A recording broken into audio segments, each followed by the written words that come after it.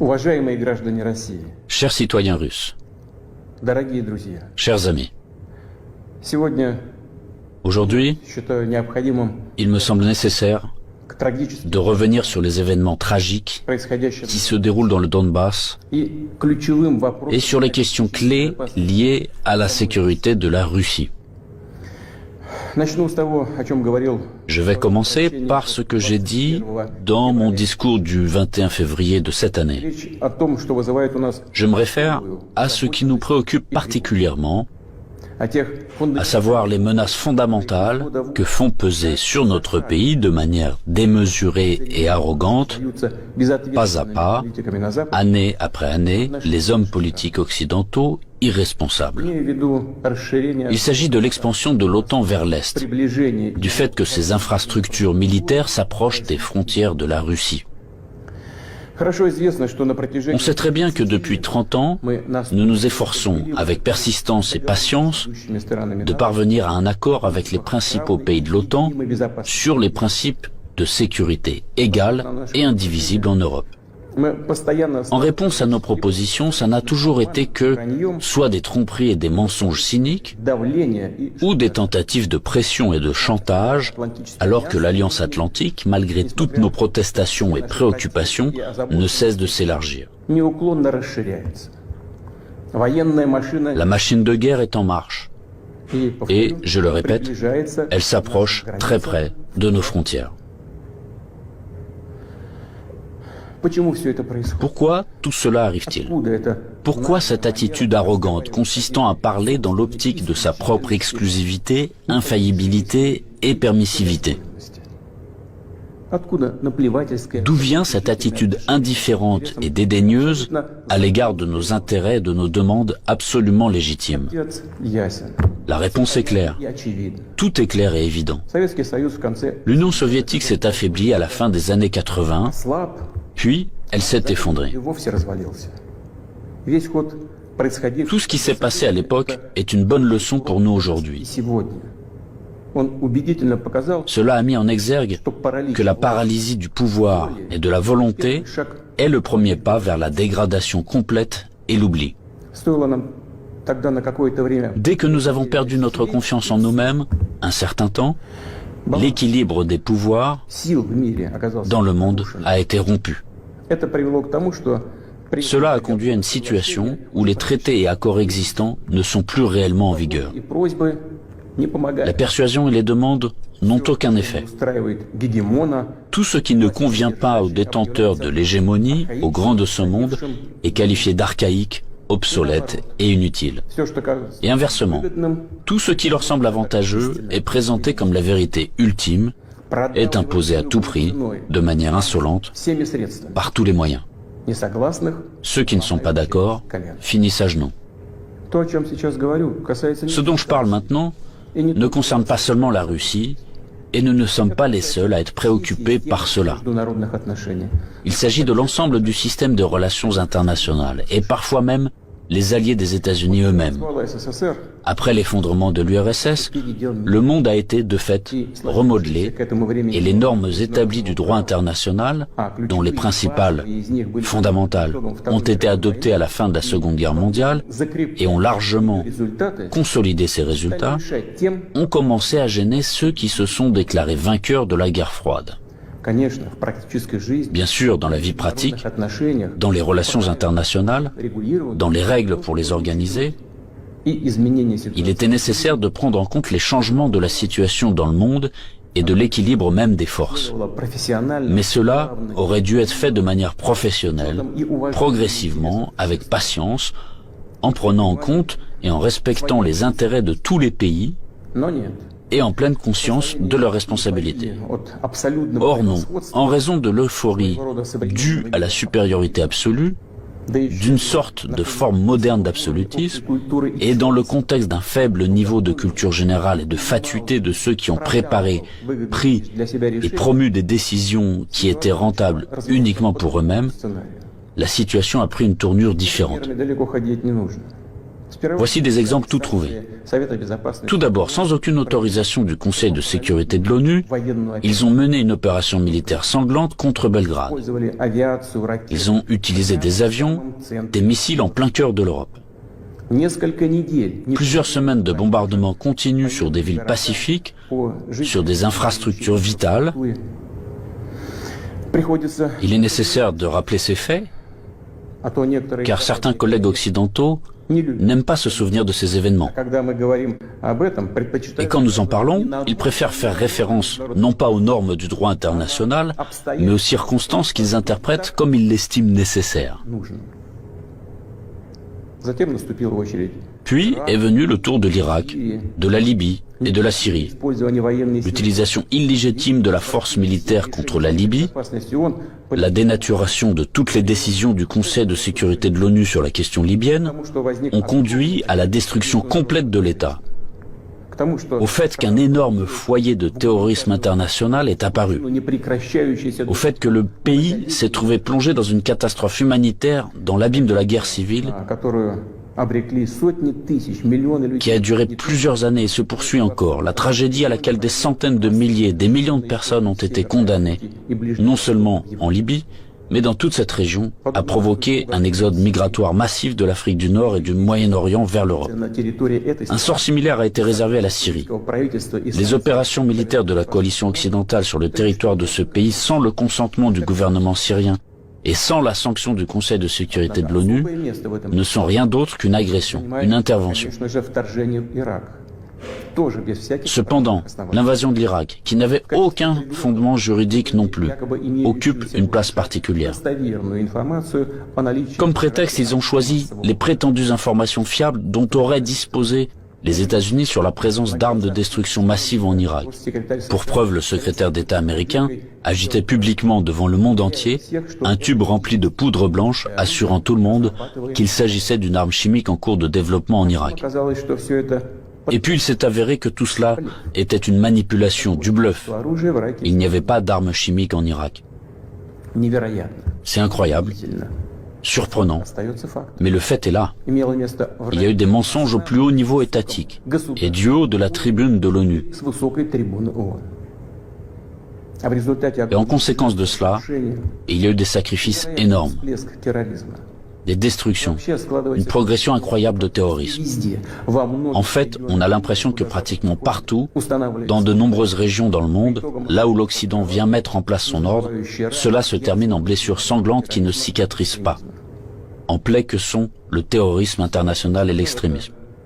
Tout ce que j'ai évoqué en est l'exemple le plus flagrant, mais ce n'est en aucun cas le seul exemple du mépris du droit international. S'ajoutent à cela les promesses faites à notre pays de ne pas étendre l'OTAN d'un pouce vers l'Est. Je le répète, ils ont menti, ou en termes populaires, ils nous ont tout simplement arnaqués.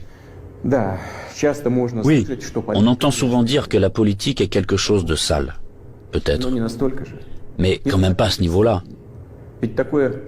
Après tout, un tel comportement de tricheur contredit non seulement les principes des relations internationales, mais surtout les normes de moralité et d'éthique généralement reconnues. Où sont la justice et la vérité ici? Ce ne sont que des mensonges et de l'hypocrisie. Par ailleurs, des hommes politiques, des politologues et des journalistes américains eux-mêmes écrivent et parlent du fait qu'un véritable empire du mensonge a été créé aux États-Unis ces dernières années. Difficile de ne pas être d'accord avec ça, c'est ainsi. Mais il ne faut pas jouer les modestes. Les États-Unis restent un grand pays, une puissance avec un rôle moteur. Tous leurs satellites non seulement leur donnent raison, avec résignation et humilité, ils se joignent à leur rhétorique pour n'importe quelle raison, mais ils copient également leur comportement. Ils acceptent avec enthousiasme les règles proposées. Par conséquent, nous avons toutes les raisons d'affirmer avec certitude que l'ensemble de ce qu'on appelle le bloc occidental, formé par les États-Unis à leur image, est, dans cet ensemble, cet empire du mensonge. Quant à notre pays, après l'effondrement de l'URSS, malgré toute l'ouverture sans précédent de la nouvelle Russie moderne, la volonté de coopérer honnêtement avec les États-Unis et d'autres partenaires occidentaux, et dans les conditions d'un désarmement quasi unilatéral, ils ont immédiatement essayé d'aller jusqu'au bout, de nous achever, de nous détruire complètement. C'est exactement ce qui s'est passé dans les années 90, au début des années 2000, lorsque l'Occident, dit collectif, a soutenu très activement le séparatisme et les gangs de mercenaires dans le sud de la Russie. Quels sacrifices, quelles pertes, tout cela nous a-t-il alors causé? Quelles épreuves avons-nous dû traverser avant de briser définitivement le terrorisme international dans le Caucase? Nous nous en souvenons et nous ne l'oublierons jamais. En fait, jusqu'à récemment, ils n'ont cessé de chercher à nous utiliser dans leurs propres intérêts, de détruire nos valeurs traditionnelles, de nous imposer leurs pseudo-valeurs, ce qui nous consumerait, nous, notre peuple, de l'intérieur. Ces attitudes qu'ils imposent déjà agressivement dans leur pays et qui conduisent directement à la dégradation et à la dégénérescence, car ils contredisent la nature humaine. Cela n'arrivera pas et personne n'y est jamais arrivé. Cela ne fonctionnera pas non plus maintenant. Malgré tout, en décembre 2021, nous avons une nouvelle fois tenté de nous mettre d'accord avec les États-Unis et leurs alliés sur les principes pour assurer la sécurité en Europe et le non-élargissement de l'OTAN. Tout cela en vain. La position américaine ne change pas. Ils ne considèrent pas comme nécessaire de négocier avec la Russie sur cette question clé pour nous. Ils poursuivent leurs propres objectifs et négligent nos intérêts. Et bien sûr, dans cette situation, nous nous demandons, que faire ensuite? À quoi s'attendre?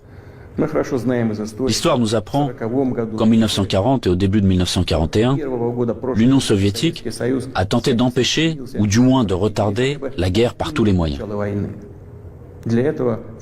Pour ce faire, elle a essayé littéralement jusqu'à la dernière minute de ne pas provoquer un agresseur potentiel, n'a pas pris ou reporté les mesures les plus nécessaires et les plus évidentes visant à se préparer et repousser une attaque inévitable. Et les mesures qui ont finalement été prises étaient dramatiquement tardives. En conséquence, le pays n'était pas prêt à faire face à pleine capacité à l'invasion de l'Allemagne nazie qui attaquait notre patrie sans déclaration de guerre le 22 juin 1941.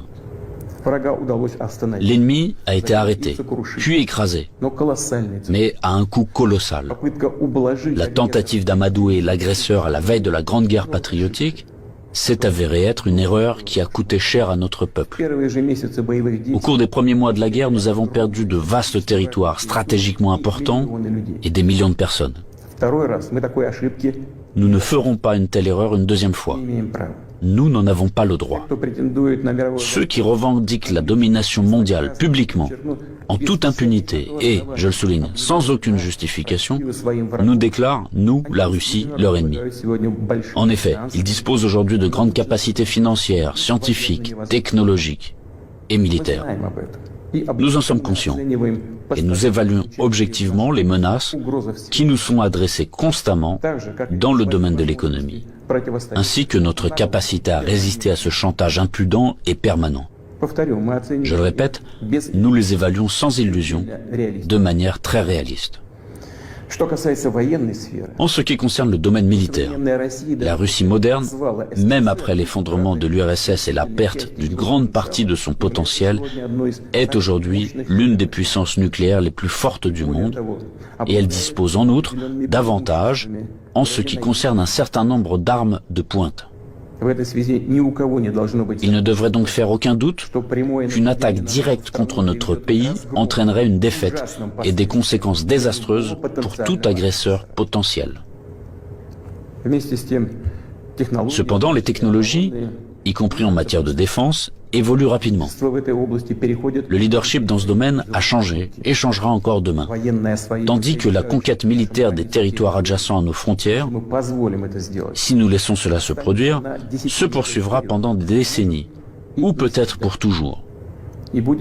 Et cela constituera une menace toujours plus grande et totalement inacceptable pour la Russie. Aujourd'hui même, alors que l'OTAN s'étend vers l'Est, la situation pour notre pays se dégrade et devient chaque année plus dangereuse. En outre, ces derniers jours, les dirigeants de l'OTAN ont explicitement évoqué la nécessité d'accélérer, de forcer l'avancée des infrastructures de l'Alliance vers les frontières de la Russie. En d'autres termes, ils renforcent leur position. Nous ne pouvons plus nous contenter de regarder ce qui se passe. Ce serait complètement irresponsable de notre part. La poursuite de l'expansion de l'infrastructure de l'Alliance Atlantique, la conquête militaire des territoires de l'Ukraine qui a commencé, tout cela est inacceptable pour nous. Le problème, bien sûr, ce n'est pas la structure de l'OTAN elle-même. Elle n'est qu'un instrument de la politique étrangère des États-Unis. Le problème est que sur les territoires qui nous sont adjacents, je vous le fais remarquer, sur nos propres territoires historiques, une anti-Russie est en train d'être créée, qui a été placée sous un contrôle extérieur total, qui est colonisée de manière active par les forces armées des pays de l'OTAN, et où il y a un afflux d'armes les plus modernes. Pour les États-Unis et leurs alliés, il s'agit de ce qui est qualifié de politique de dissuasion de la Russie, de dividendes géopolitiques évidents. Et pour notre pays, c'est finalement une question de vie ou de mort. La question de notre avenir historique en tant que peuple. Ce n'est pas une exagération, c'est la vérité. C'est une menace réelle, non seulement pour nos intérêts, mais pour l'existence même de notre État, pour sa souveraineté. C'est cette même ligne rouge dont on a parlé à plusieurs reprises. Ils l'ont franchie. Par conséquent, il faut parler de la situation dans le Donbass. Nous voyons que les forces qui ont effectué un coup d'État en Ukraine en 2014 ont pris le pouvoir et le conservent, de fait, à l'aide de procédures électorales décoratives et ont finalement renoncé à un règlement pacifique du conflit. Pendant 8 années infiniment longues, nous avons fait tout notre possible pour que la situation soit résolue par des moyens pacifiques et politiques. Tout cela en vain. Comme je l'ai dit dans mon précédent discours, on ne peut pas regarder sans compassion ce qui se passe là-bas. Il n'était tout simplement plus possible de supporter tout cela. Il était nécessaire de mettre fin immédiatement à ce cauchemar, au génocide des millions de personnes qui y vivent, dont le seul espoir est la Russie, dont le seul espoir est en nous. Ce sont ces aspirations, ces sentiments, la douleur des gens qui ont été pour nous le principal motif pour décider de reconnaître les républiques populaires du Donbass. Voilà ce qui me paraît important de souligner davantage. Les principaux pays de l'OTAN, pour parvenir à leurs propres objectifs, soutiennent en Ukraine les nationalistes extrêmes et les néo-nazis, qui à leur tour ne pardonneront jamais aux Criméens, aux habitants de Sébastopol, leur libre choix, à savoir la réunification avec la Russie. Bien sûr, ils iront en Crimée, tout comme dans le Donbass, portant la guerre, afin de tuer, tout comme les punisseurs des gangs de nationalistes ukrainiens, complices d'Hitler pendant la Grande Guerre patriotique, qui massacraient des personnes sans défense. Et ils déclarent aussi ouvertement revendiquer un certain nombre d'autres territoires russes. Tout le cours des événements et l'analyse des informations reçues montrent que l'affrontement de la Russie avec ses forces est inévitable. Ce n'est qu'une question de temps. Ils se préparent, ils attendent le moment favorable. Maintenant, ils revendiquent également la possession d'armes nucléaires. Nous ne laisserons pas faire ça. Comme je l'ai déjà mentionné auparavant, après l'effondrement de l'URSS, la Russie a accepté de nouvelles réalités géopolitiques.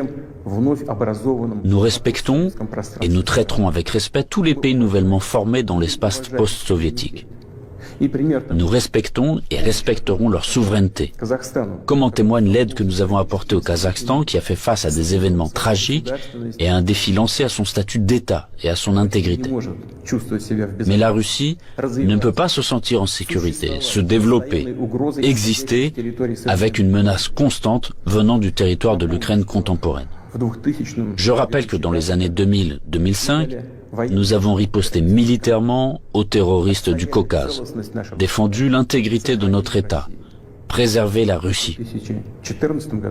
En 2014, nous avons soutenu les Criméens et les résidents de Sébastopol. En 2015, nous avons utilisé les forces armées pour mettre un obstacle sûr à l'infiltration de terroristes de Syrie en Russie.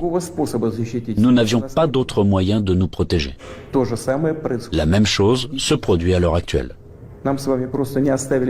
On ne nous a tout simplement pas laissé d'autres possibilités de protéger la Russie, notre peuple, à l'exception de celles que nous devrons utiliser aujourd'hui. Les circonstances exigent que nous prenions des mesures décisives et immédiates. Les républiques populaires du Donbass ont demandé de l'aide à la Russie.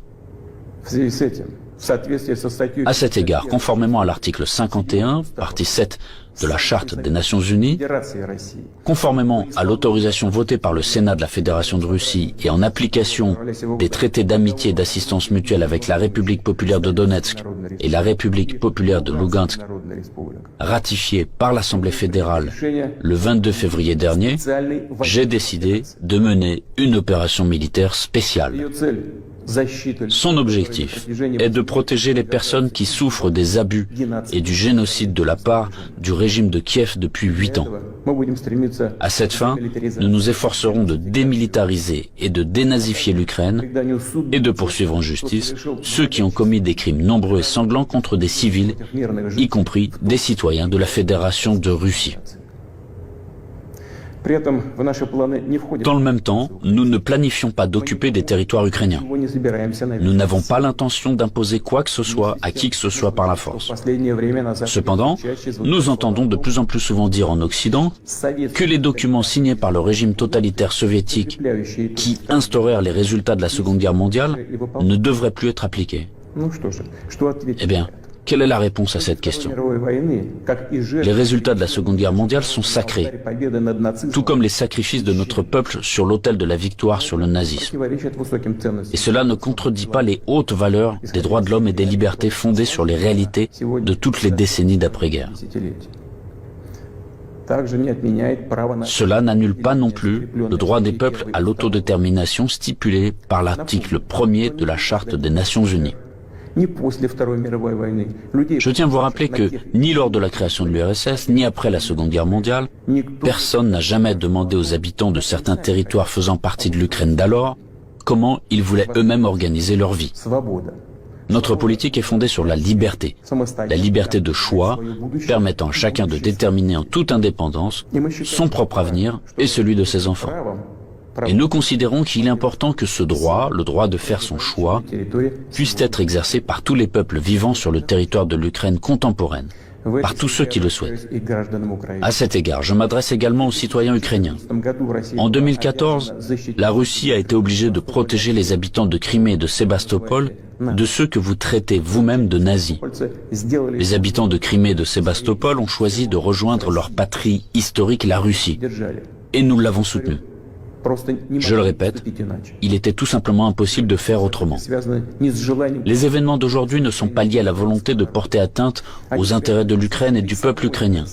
Ils sont liés à la nécessité de protéger la Russie elle-même contre ceux qui ont pris l'Ukraine en otage et tentent de l'utiliser contre notre pays et son peuple. Je le répète, nos actions relèvent de l'autodéfense, contre les menaces qui pèsent sur nous et contre un désastre encore plus grave que celui d'aujourd'hui. Aussi difficile que cela puisse être, je vous demande de le comprendre et je vous appelle à la coopération pour tourner au plus vite cette page tragique et avancer ensemble, pour ne permettre à personne de s'immiscer dans nos affaires, dans nos relations, mais les développer de manière indépendante, afin que cela réunisse les conditions nécessaires à la résolution de tous les problèmes et, malgré l'existence de frontières entre les États, nous renforcerait de l'intérieur comme si nous ne formions qu'un. Je crois en cela. Je crois que tel est notre avenir. Je dois également m'adresser aux militaires des forces armées ukrainiennes. Chers camarades, ce n'est pas pour que les néo-nazis d'aujourd'hui prennent le pouvoir en Ukraine que vos pères, vos grands-pères, vos arrière-grands-pères se sont battus contre les nazis en défendant notre patrie commune. Vous avez prêté serment d'allégeance au peuple ukrainien et non à la junte hostile au peuple qui pille l'Ukraine et persécute ce même peuple. Ne suivez pas ces ordres criminels. Je vous exhorte à déposer les armes immédiatement et à rentrer chez vous. Je tiens à le préciser. Tous les militaires de l'armée ukrainienne qui obéissent à cette exigence pourront librement quitter la zone des hostilités et retourner auprès de leur famille. Une fois de plus, j'insiste fortement. Toute responsabilité pour une éventuelle effusion de sang reposera entièrement sur la conscience du régime au pouvoir sur le territoire de l'Ukraine. Maintenant, quelques mots importants, très importants, pour ceux qui seraient tentés de s'ingérer dans les événements en cours. Quiconque essaiera d'interférer contre nous, et plus encore de créer des menaces pour notre pays, pour notre peuple, doit savoir que la réponse de la Russie sera immédiate et mènera à des conséquences auxquelles vous n'avez jamais fait face dans votre histoire. Nous sommes prêts à n'importe quelle évolution de la situation. Toutes les décisions nécessaires à cet égard ont été prises. J'espère être entendu. Chers citoyens russes, le bien-être, l'existence même d'États et de peuples entiers, leur succès, leur viabilité, trouvent toujours leur origine dans le puissant système des racines englobant leur culture et leurs valeurs. L'expérience et les traditions de leurs ancêtres, et bien sûr, dépendent directement de la capacité à s'adapter rapidement à une vie en constante évolution, de la cohésion de la société, de sa volonté de se consolider, de rassembler toutes les forces pour aller de l'avant. Les forces sont toujours nécessaires, toujours. Mais la force peut être de qualités diverses. La politique de l'empire du mensonge que j'ai évoquée au début de mon intervention repose avant tout sur la force brutale et directe. Dans de telles situations, nous disons, quand il y a de la force, pas besoin d'avoir quelque chose dans la tête. Or, nous savons que la vraie force réside dans la justice et la vérité, qui sont de notre côté. Et s'il en est ainsi, alors il est difficile de ne pas être d'accord avec le fait que c'est la force et la volonté de se battre qui sont les fondements de l'indépendance et de la souveraineté. Les fondations nécessaires et uniquement sur lesquelles on peut construire son avenir de manière fiable, construire sa maison, fonder sa famille, sa patrie. Chers compatriotes, je suis convaincu que les soldats et les officiers des forces armées russes fidèles à leur pays accompliront leur devoir avec professionnalisme et courage.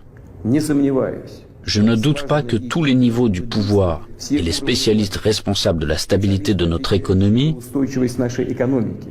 du système financier et du domaine social, ainsi que les dirigeants de nos entreprises et tous les milieux d'affaires russes travailleront d'une manière harmonieuse et efficace. Je compte sur une position consolidée patriotique de tous les partis représentés au Parlement et des forces publiques. Après tout, comme cela a toujours été dans l'histoire, le destin de la Russie se trouve entre les mains fiables de notre peuple multinational. Cela signifie que les décisions adoptées seront exécutées, que nos objectifs seront atteints et que la sécurité de notre patrie sera garantie d'une manière sûre. Je crois en votre soutien et en la force invincible que nous donne l'amour de la patrie.